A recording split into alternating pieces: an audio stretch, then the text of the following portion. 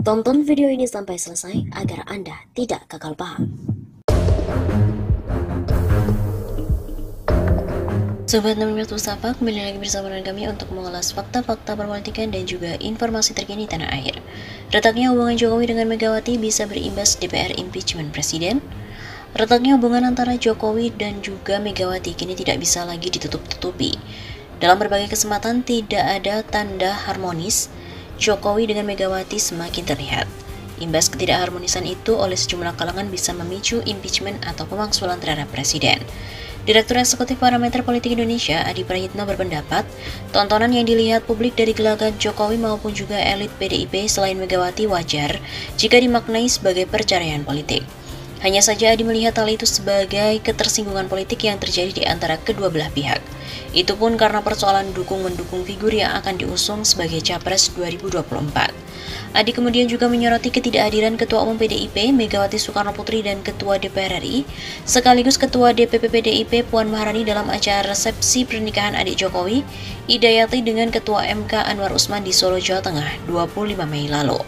Menurut Adi, ketidakhadiran Megawati maupun Puan mempertegas sikap penolakan elit PDIP terhadap Jokowi yang menunjukkan kecenderungan mendukung Gubernur Jawa Tengah Ganjar Pranowo sebagai cawapres, sebagaimana yang disampaikan dalam acara Projo beberapa waktu lalu.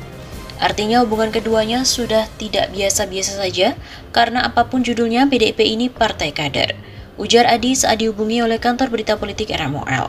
Namun begitu, perceraian hubungan antara Jokowi dengan Megawati yang semakin jelas terlihat pada momen pernikahan Anwar Usman dan Idayati bisa memunculkan upaya pemberhentian Presiden.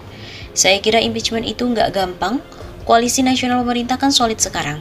82% DPR itu ya adalah pro Jokowi dan sangat tidak mungkin Jokowi di impeachment.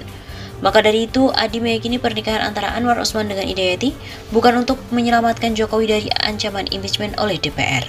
Jadi ini adalah perkawinan biasa orang yang berjodoh.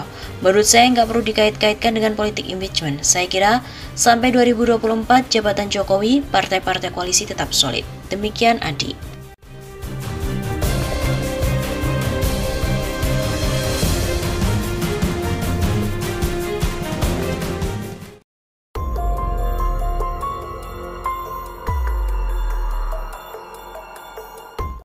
Punya relawan dan juga Luhut, Jokowi berani lawan Megawati dengan tidak undang di pernikahan adiknya. Benarkah? Jokowi berani melawan Megawati dengan tidak mengundang di acara pernikahan adiknya karena merasa memiliki relawan dan juga Luhut Binsar. Jokowi merasa memiliki relawan yang militan serta Luhut sehingga berani melawan Megawati dengan tidak diundang di acara pernikahan adiknya dengan Ketua MK Anwar Usman. Kata pengamat politik Sahirul Alim kepada redaksi pada Sabtu 28 Mei.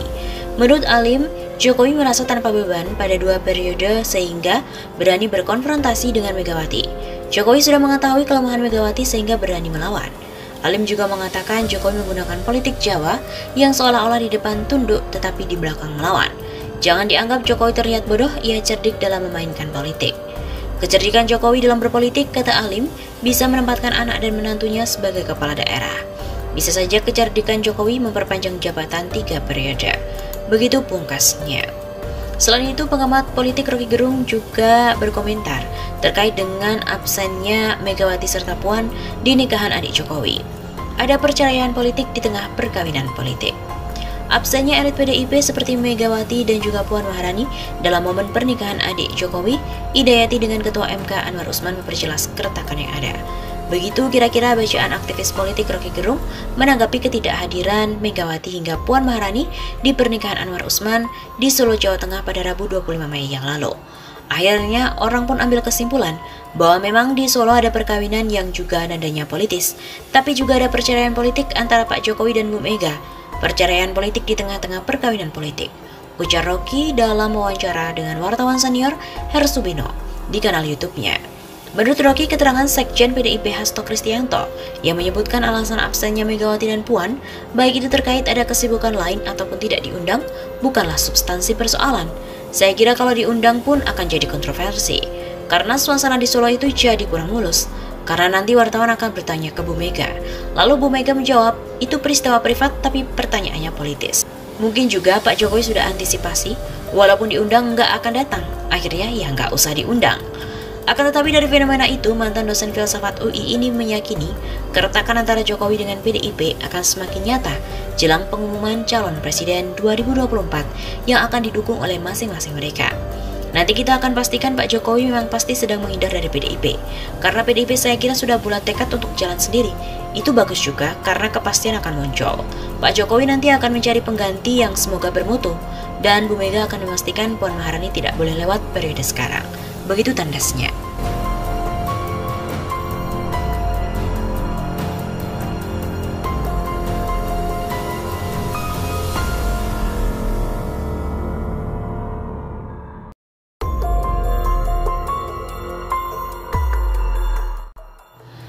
Jokowi terjepit di antara Luhut dan juga PDIP. PDIP tidak menghendaki Jokowi yang terlalu dekat dengan Luhut Binsar Panjaitan atau LBP. Bagi PDIP, LBP dinilai terlalu dominan dan mewarnai kebijakan Jokowi.